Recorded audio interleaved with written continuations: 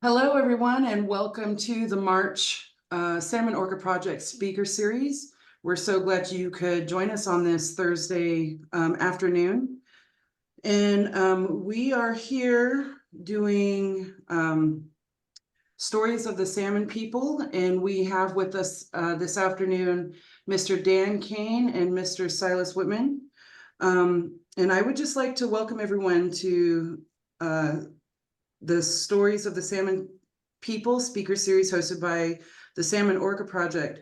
And we're thrilled to have you here today as we embark on a journey to explore interesting stories and perspectives of elders who have been involved in the fight to save the salmon for generations.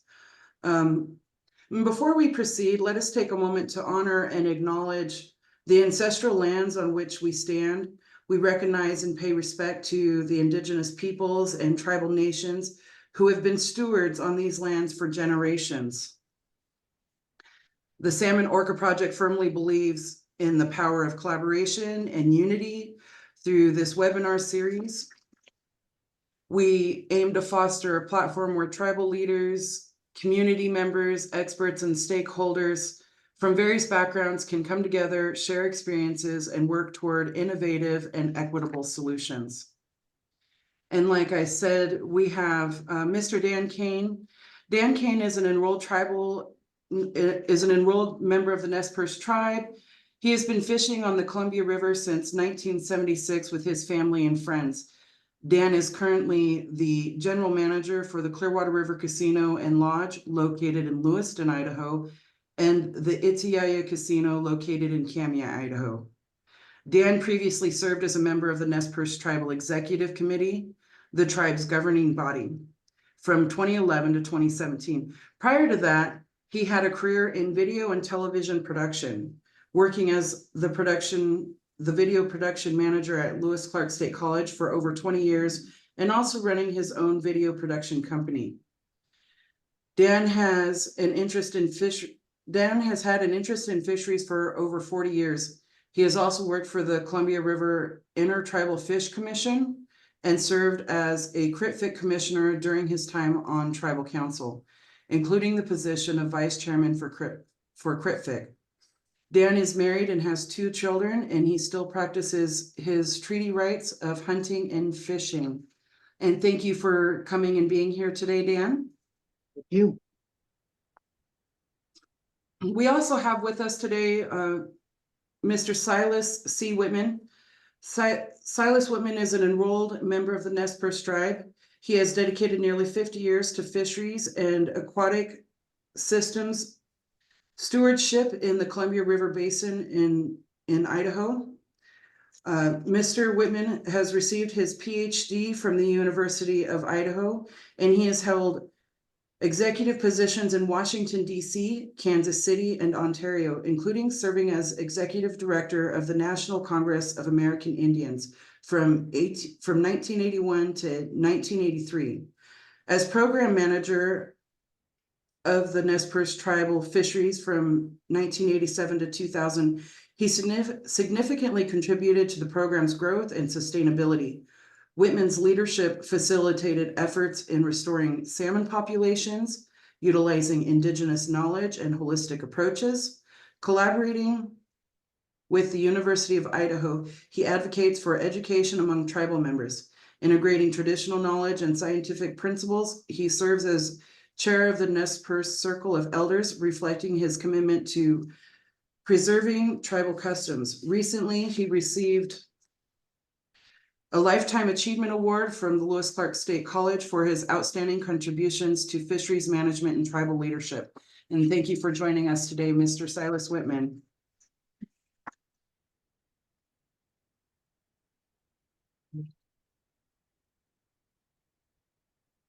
And so I would just like to open it up to any opening remarks that you gentlemen may have, and we'll start with you, Dan.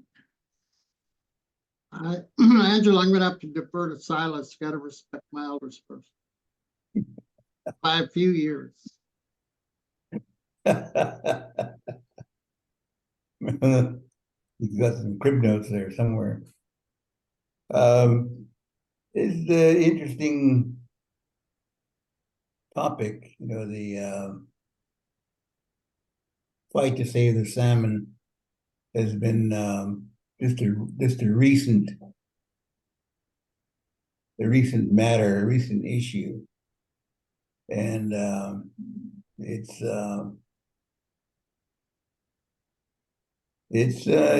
been tough on some people.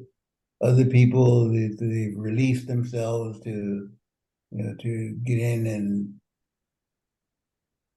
push the initiatives, to where before they were not, they were basically sat upon, and they couldn't voice their opinions, or they couldn't voice their desires and their knowledge in promoting fisheries. And so we treated it all like family. Everyone had a say so.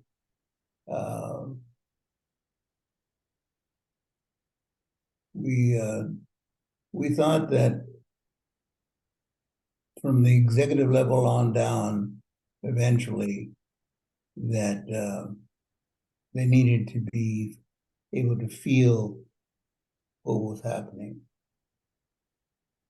So I see the film, the Salmon and Orca film, and it's been a long time coming. The tribe is in desperately in need of a publicist, and this is probably the first step toward actually having that happen. A person like Dan, for example, Dan is the epitome of being able to get the word out and discuss it. That's probably what a publicist would do, but it's so expensive, but at the same time it's so needed. We're doing all this ourselves, so the next step, training people, getting our younger people in line to listen to the elders and to listen to the facts, and then respond to them and work it the way that we want to do it, not the way society wants to do it. It's everything has to be recovered, all the animals, because it's our job to protect what was given to us long ago when we lost the ability to communicate with the animals, to speak with them. It's our job to speak for them now. And so we have to make do with what we have. And so we have a lot of young people. I see them every day, work with them, and I'm inspired to think that things like the Salmon Orca project can go on and can generate more interest, more activities from our younger people. So it's just a matter of time. And so I'm hoping that issues like what we're talking about here, that we need. I think Dan and I, we probably we need more people to speak up.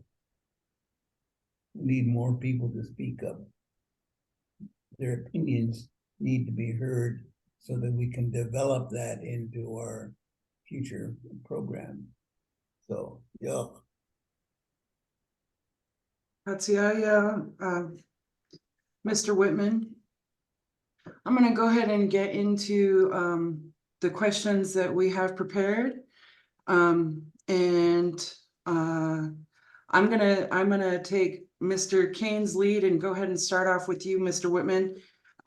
What is the significance of the Chinook salmon to the Nez Perce tribe, both historically and culturally? Wrapping it together, when the time came when the two-leggeds emerged, almost like babies, it's a yaya told the rest of them, we have to take care of these people. We have to give something of one another, from each other. Salmon was the first one to speak up. I will give my life, my young ones, my flesh, my spirit. I will give that to the two-legged so that they can survive. Teach them so that they can sing the songs to celebrate my return as I come back, and I will give all these things to these new creatures. The significance, of the Natoch, the Chinook, spring Chinook is the main one in this instance. The historical timing, when they come back, life starts. The big wheel, the malwit, the law, the code begins, and the wheel of life moves forward. But it's Natoch that feeds that moves that forward. All that is part of the temperance, I guess you'd say, of the way life is conducted. And everything. And you need to have every significant group of people, animal people in there. They have to be relevant to our lives. The wolves, the bears, the four-legged, the winged ones, the condors, the eagles, all of them, they clean the earth, and the earth brings forward what is necessary to provide for the two-legged, but also for the others. We're all dependent on one another. Those are the things that we have to know. The traditional stories that we need to talk about to our youngsters. They need to hear these, and they need to understand what is it, what it does, where it's at, for all places. And I'm proud of some of the families that still persist in going out, like Dan going to the Columbia, to the big water. Others going into the Salmon River, back to where their families have always gone. And young people, it's significant to them to know that they have a piece of Mimituka history and culture. Yeah. Thank you. That really speaks to my Tamina, and I know it speaks to our audience's Tamina. So with that, I am interested in hearing some stories from Dan. Can you share a personal or traditional story about your favorite encounter or experience while fishing?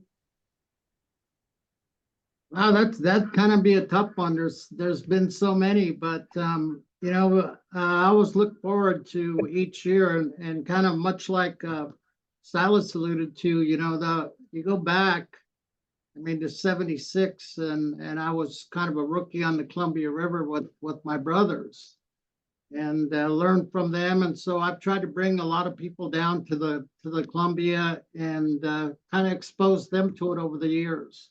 And it's always a lot of fun, but it's also a lot of work. And salmon, as the previous question, are just really a central theme of Northwest tribes, Plateau tribes, really all the tribes on the West Coast. So, I mean, it would be hard to pin down one story, and I don't want to kind of embarrass some of the guys that go with me. So I'll minimize that effort. But, just going back and looking at some of the recent history with Silas back in the late 80s, being fisheries director, he's really the one that brought this program forward and started the growth to where now it's the largest department in the tribe. David Johnson for the last 15 or 20 years has just taken Silas's lead and gone forward it.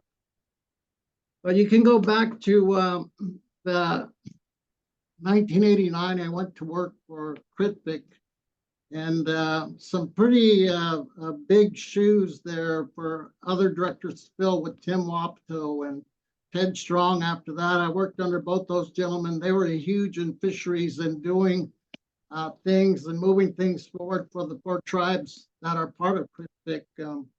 You know, I can go back to 1981. We had, and I was in the planning department for the tribe. We had one fisheries employee, the director, who was Jim Johnson at that time. And that's kind of how this program all started. But and to see now where it's at, it's just really great. And a lot of people have been part of it through the years. A lot of people have gotten to us to where we are today. And it's just an honor to see Silas on this program with me. I have so much respect for him. I cannot even state how much respect for him.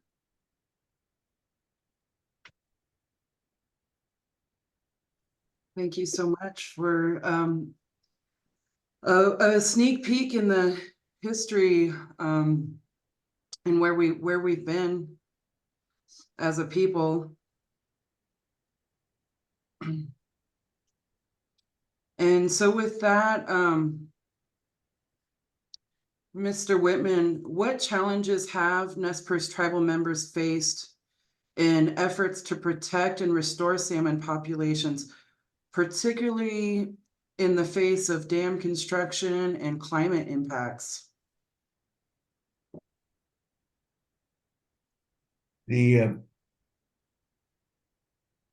What led to the collaboration of the evils, so to speak,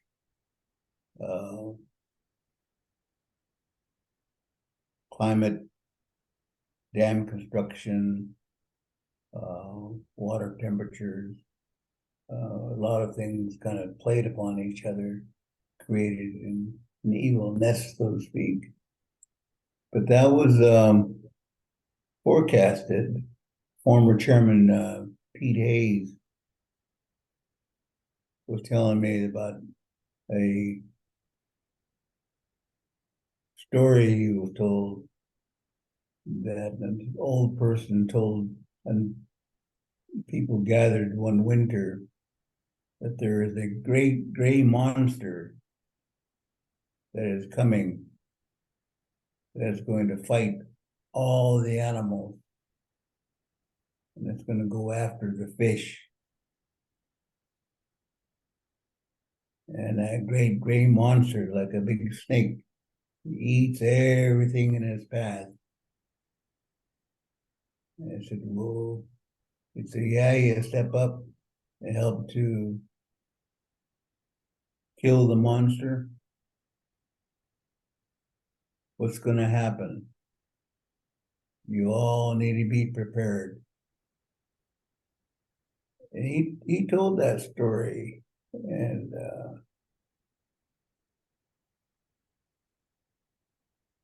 you know, you could feel it in his voice.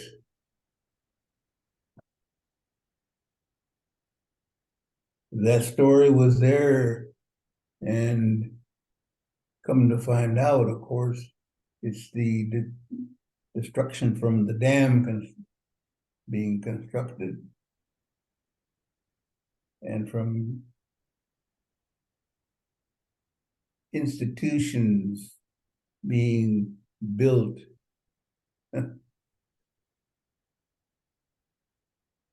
The cities,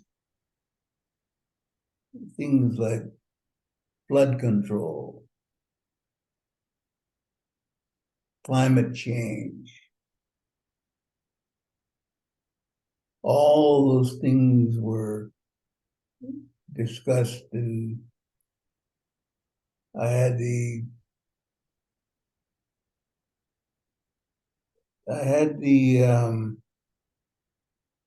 I guess you'd say the distinction of being there listening to these elders from the Yakima and the Warm Springs tribe and Umatilla tribes speak about this issue, and they say, we heard bits and pieces of this, but the Warren Springs people were saying there is a way that we need to go after this, but it's going to take all the tribes, all the skills that we have, and all the young people to get out and save the fish and to provide the ability of putting fish back in the water. Now the states, the Yapos from the states in these departments, and in particular the government, they don't like that. That's not what they had wanted. I looked back and had some help looking at some of the information, and it was 1947 when all this started, and they targeted moving the fish away from the Indians. Warren Springs knew some of these stories. The Umatillas knew some of these. We all had bits and pieces. The Yakima guys were talking about this. And they would say, did you hear anything about that? Did you know about? And so we'd take a look and we'd see what had happened. And the government, of course, did things like what's called the Mitchell Act, moving the salmon to where they're below Bonneville Dam. They were in the lower Columbia. Then the tribes are told, you can't fish down here. Even though it's our river, belongs to the tribes, they say, no, you can't. So with that in mind, see, that is how we said, okay, that's the case, then we develop our own programs. Use our sovereign authority, put the fish back in the water. All the tribes follow that lead. And sooner or later, you're going to hit them in a pocketbook. But we still need to control things like the flow of the water. The temperature then will deal with that. But by now, though, they've poisoned the water behind the dams, especially in the Hells Canyon.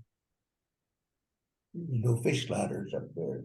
There's no way of flow to go through to cleanse itself.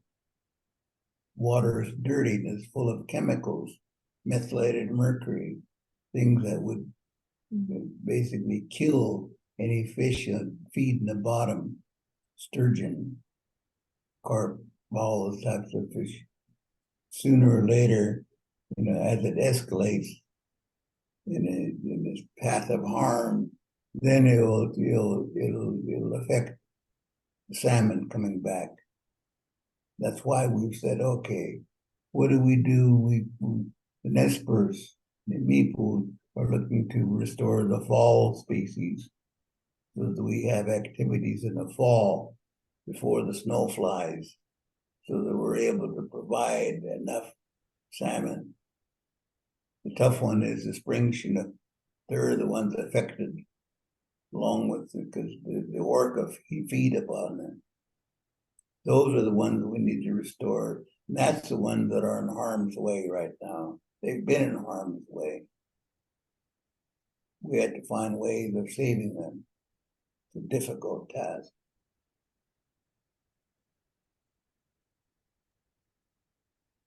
It is a difficult task. And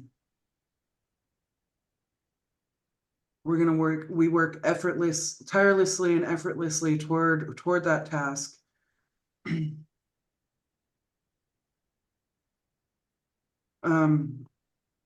And I know that you mentioned several ways that the dams have affected the waters, and it kind of ties into our next question, and so I wanna ask Mr. Kane if he can elaborate on how the tribe's traditional territories and way of life have been. I'm sorry, I think I'm lost in my questions here. Oh, that is the question I just asked, so we'll move on to the next question. Why is breaching the 4 lower Snake River dams considered essential for the survival of threatened salmon populations? So, you know, you can go back to the life cycle of the salmon, to what Silas was saying, the habitat, the spawning areas, especially for spring snook, well, really all species, even though some of them use different habitats. Spring snook need cold, clean water. Fall snook are main stem river spawners like the Clearwater, the snake, the salmon, and the other species. They go up into different areas year round. So basically the tribes had fish year round, a food supply year round that was coming to their areas, but the dams have taken away so much habitat. Like Silas was just saying, the upper Snake is gone now because of the 3 Hell's Canyon dams. The Grand Coulee took away thousands of miles of habitat. But specifically to lower Granite, it's getting these smolts down the river. You've still got 8 dams, 4 on the Columbia, 4 on the Snake, since the 1960s as each one of those came in. Well, the Columbia River, Bonneville Dam came in about 1933, I believe. So every one of those has taken a toll. In our country, you look at Dworshak Dam, I think it came in 72, it was completed. That took away the North Fork, the last remnant of a wild spring snook run that we had. So you've had all these areas that have been taken away from the fish, and we have left what we have. And so, you know, that's part of the puzzle. But besides the snake with the 4 Snake River dams, it's getting those adults back up. And you know, Bonneville Dam didn't even have fish ladders when it was constructed. So that did some damage right there. But the extreme habitat loss, getting the smolts down, then they go out to the ocean for 2 to 4 years. Then they come back, and it's getting those adults back is the other part of that puzzle. And it's just a lot of obstacles in their way.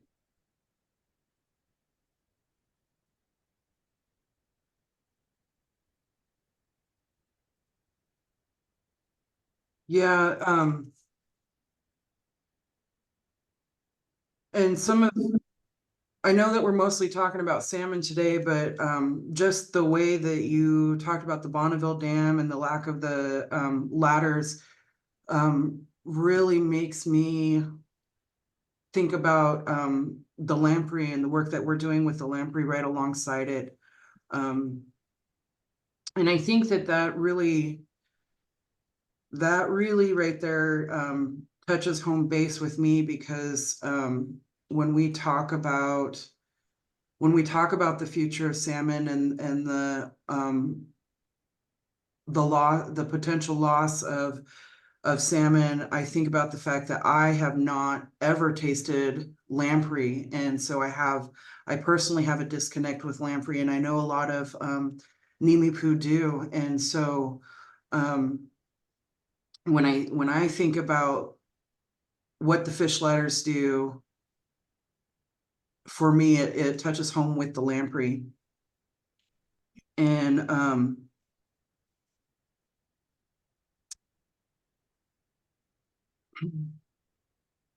so that to me is why it's so important. Salmon happens to be my daughter's favorite food, and I would hate for her to not be able to share with her children her favorite food.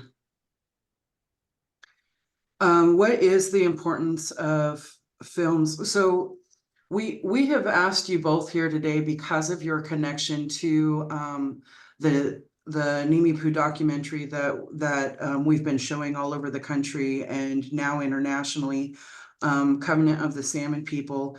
Both of you have appeared on Covenant of the Salmon People. We have a clip of Mr. Whitman talking about the dams and the Corps of Engineer, and then Mr. Kane, there's a clip of you in the boat actually pulling fish out of the Columbia River. And so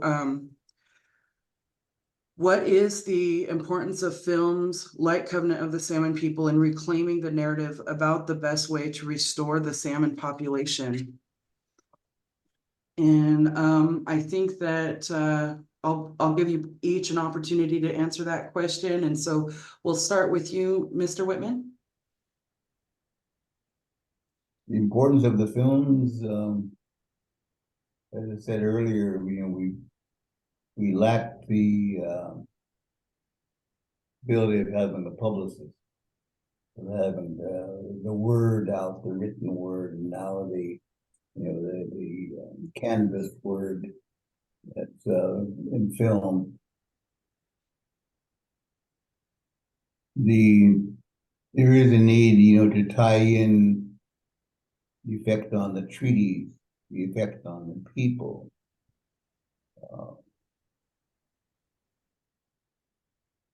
Talking about the health, talking about the need of having the fish on the table, the fish in the water, healthy environment, all that. Those are the key things that we need to talk about. The film itself, the Covenant of the Salmon People, there's much more to how you would put together a series of covenants. It would be a series. The series would key on each area that affects the people. And where does it begin? Does it begin with when the animal people gave up themselves and they made me who walked the earth here? Is that where we want to start? Is that where we want to show where things were of such a need that was met by everyone involved? Tell that story, the Kelly story, but the other thing that you have to consider,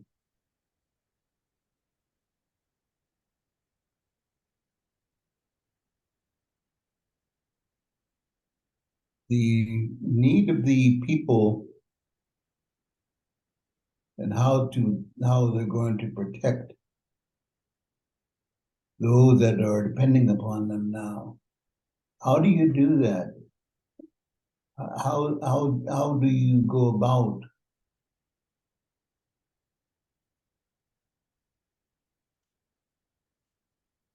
getting a program put together that looks after all the animals? You have to have something that your skill set begins with the little ones in school. The skill set has to be how do you look at those animals and how do you protect them and why do you do this? We've never really had a full press, full court press on society about our gatherers. Mostly our women folks who go out and take in the foods that are part of the first food cycle beside the fish. That's not really mentioned. That needs to be a part of our program. The program as such would develop all these things that we would, by resolution, we would go out and we would initiate programs necessary to preserve, protect the habitat that feeds not only the fish but the other animals, but also our food relatives, our plant relatives. We don't do a very good job. We have to do that ourselves. We need to initiate that as part of a program that's endorsed as part of a life source program. And it would almost be like an IRMP, so to speak, among the programs. That has to be put together. That has to be designed to take the next steps, which are to work with the climate change, putting things back. We need to put things back. You always put back what you take out of put back of equal value. That's an inimitable way. That's part of the wheel, the malware. You have to understand that. You have to exercise that. Everybody, all the employees of the tribe have to be taught how to do that, how to embrace that as a way that helps, puts us back on track, so to speak. We're the ones that had the agreements out here long ago. Lifeblood is in Kamiai. All that occurred. We can't ignore that. We've got to keep our history alive. So Angela, I would just say that, you know, the Covenant film is very well done, and seeing it for the first time when it was initially screened at Lewis Clark State College, I was really surprised about how much it went into the technical effort of the Nez Perce people to restore salmon up here. But when you think about that medium itself, film, television, I mean, you can hit numbers, and in a basic sense, it's simply public education in the form of video and audio, and depending on where it's seen on the internet, on television. That's basically what that is about. It's part of our story, but we're basically trying to educate the public and anyone else that might be interested. And it's, you can hit more numbers with that media than any other media. You can't, you know, I've done a lot of projects, video projects for different tribes over my career, and you can't talk about any tribe on the West without talking about salmon, without talking about the land, without talking about, because those are the same things as the tribal people. They're all dependent on each other. So, but I think that with the effort that the producers and the tribe are giving behind this project, that we're not done yet. We're going to keep going. And hopefully people are open-minded to it and learning from that film. Thank you.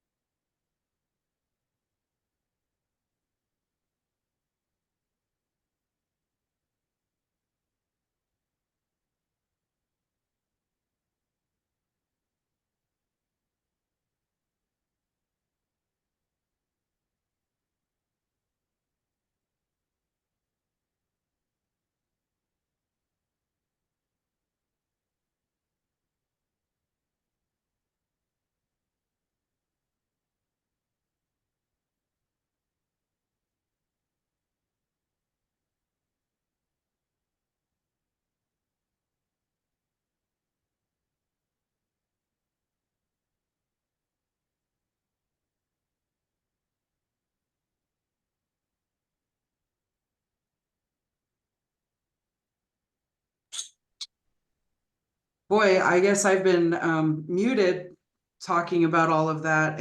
But what I was saying was I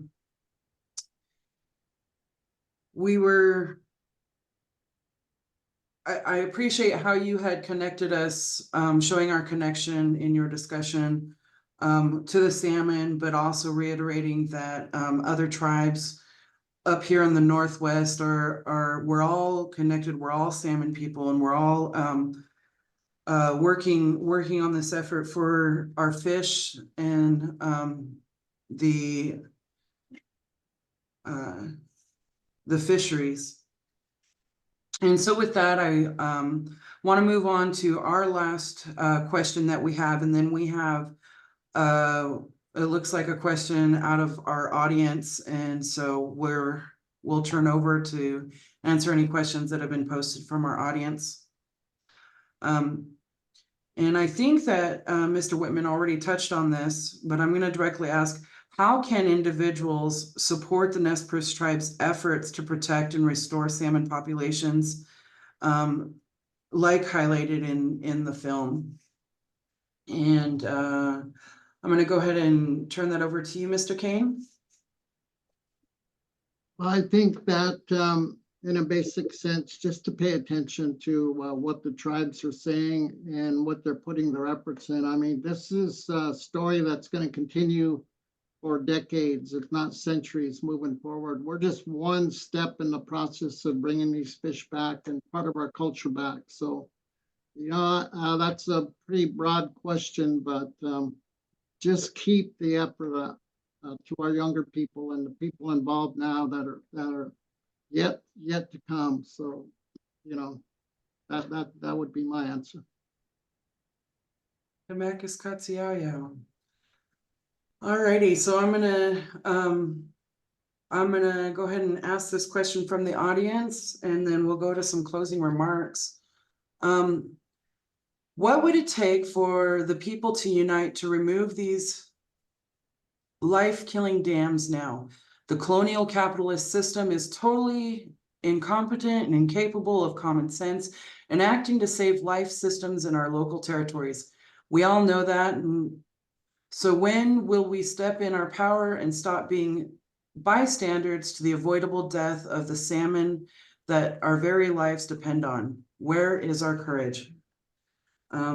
And so did either of you have a thought for that?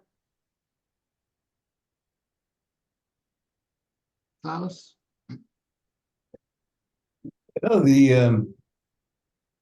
it's a long question. The intent, of course, where's the courage? The courage is in your action, your activities. You can't sit by and just sit back and commiserate your position. Get in and do something. Work with the young kids. Help the young kids to understand. Then you understand more because you learn from the little ones. Capitalist system, of course, is moving toward a dead end. We all see that. That's almost a no-brainer. You're going to take some probably some ill-gotten gains from someplace. You know, they can't do it in the backs of tribes anymore. That's been done too long. That's why we're fighting back. They're not doing that anymore. They can't give us smallpox blankets anymore. They can't give us measles. We fight, we have our own programs. We have the ability of waging another war simply because of the way that we're structured. We're able to move ourselves, and I'm getting closer and closer and closer to doing that.